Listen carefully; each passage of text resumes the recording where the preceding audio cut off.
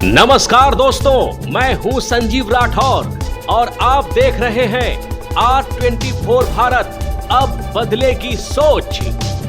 जी हां, इस वक्त की सबसे बड़ी खबर सिर्फ R24 भारत पे रहेगी आपकी नजर। जी हां, बिल्कुल सही सुना, सिर्फ R24 भारत पे रहेगी आपकी नजर। यूक्रेन के बाद अब क्या चीन और ताइवान की बारी?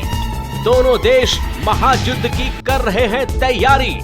जरा सोचिए, अब आपको सोचना होगा, आज से कुछ दिन पहले यूक्रेन देश की हालत क्या थी और अब क्या है। एक हरा भरा खुशहाल देश पलक झपकते ही तबाह हो गया।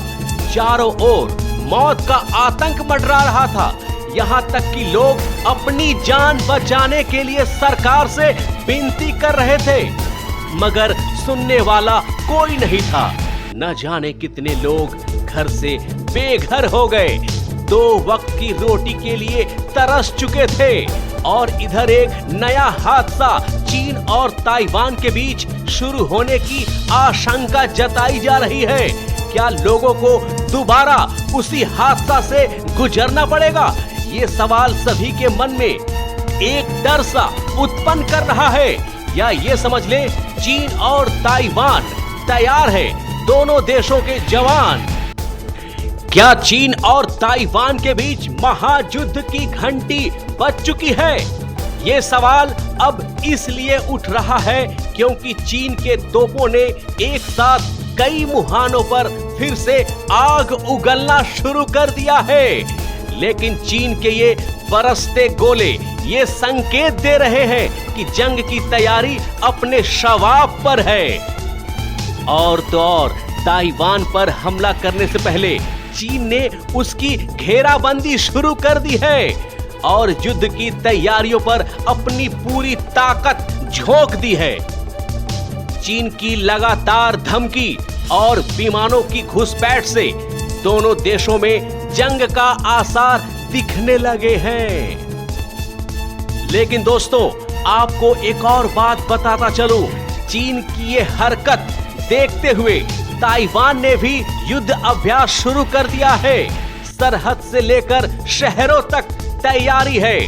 ताइवान के किनमेन द्वीप चीन की सीमा सिर्फ 1800 मीटर है। यहाँ से चीन की जंगी जहाज देखी जा सकती है। पूरा का पूरा इलाका तनाव में है। बंकर तैयार है।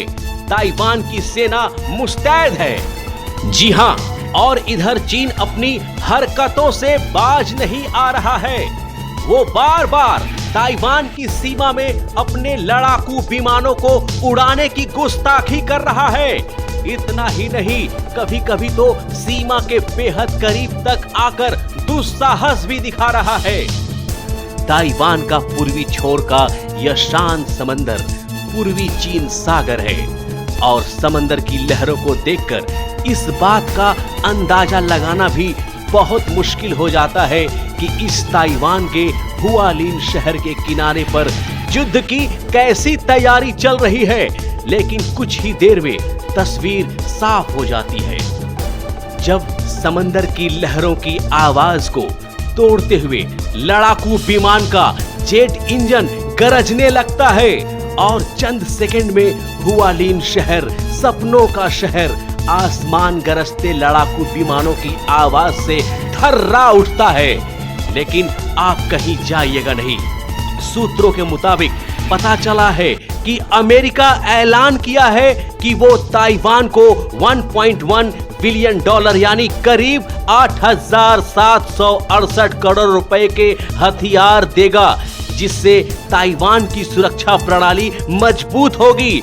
और इसी बात पर चीन भड़क गया है।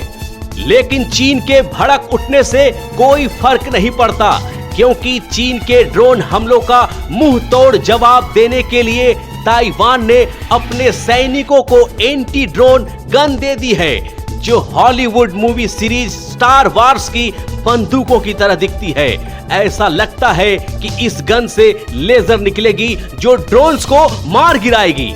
लेकिन ये जिस तरह का हमला करती है वो हैरान करने वाला है। और तो और चीन के ड्रोन पर ताइवान ने पहली बार गोली चलाई है। इसके साथ साथ ड्रैगन को चेतावनी भी दी गई है, यानी चीन को जवाब देने की तैयारी में है ताइवान। अगर चीन और ताइवान में महायुद्ध होता है तो भारत में इसका क्या असर पड़ेगा, क्योंकि भारत और चीन के बीच बड़े पैमाने पर व्यापार होता है। चीन भारत के सबसे बड़े लेन देन का जरिया है। वही चारों ओर समुद्र से घिरा छोटा देश ताइवान भी भारत के लिए काफी महत्व रखता है। खासकर चीन के साथ सीमा पर तनाव बढ़ने के बाद भारत का ताइवान के साथ व्यापारिक संबंध बढ़ा है। ताइवान से व्यापार बाधित होने पर भारत के स्मार्टफोन, इलेक्ट्रॉनिक और ऑटो सेक्टर के ऊपर तबाह होने का खतरा भी उत्पन्न हो जाएगा। क्या ऐसा नहीं हो सकता? दोनों देश आपस में बैठकर समझौता कर ले। मैं संजीव राठौर R24 भारत से आपको हर अपडेट देता रहूंगा। जुड़े रहिए हमारे साथ, बने रहिए हमारे साथ। धन्यवाद।